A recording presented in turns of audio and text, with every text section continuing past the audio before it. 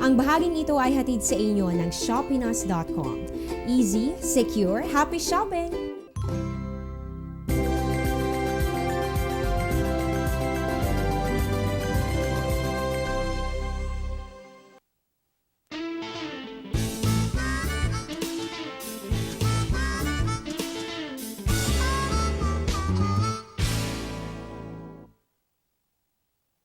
Magandang umaga, Pilipinas. Alam niyo bang itong buwan ng Hulyo ay idineklara bilang Nutrition Month? Ngayong taon, sentro ng ating selebrasyon itong kalusugan ng mga sanggol.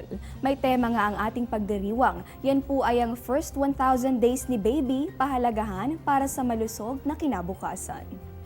At eto, local news pa rin tayo. Kung dati ay nahaharangan ng matitibay na gates, ang tanggapan ngayon ay literal na binuksan ni Agrarian Reform Secretary Rafael Mariano itong gate sa main office ng ahensya sa Elliptical Road sa Quezon City.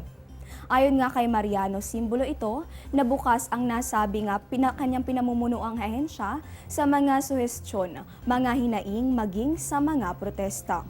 Matatandaang sa mga nakalipas na taon kabilang sa mga matagal nang idinadaing ng mga magsasaka ang reforma sa lupa.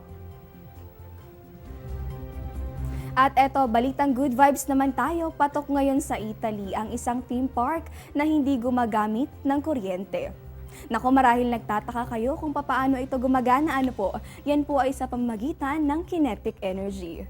Tampok sa nasabing park itong 40 iba't ibang rides na lahat ay electricity free. O diba, nakapag-ehersisyo ka na, nakatulong ka pa sa kalikasan dahil sa paggamit ng alternative energy.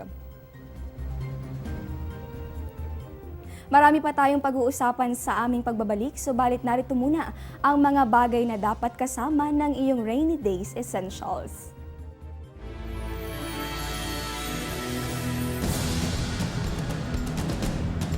Mga dapat dalhin ngayong panahon ng tag-ulan. Laging magbitbit ng payong at raincoat.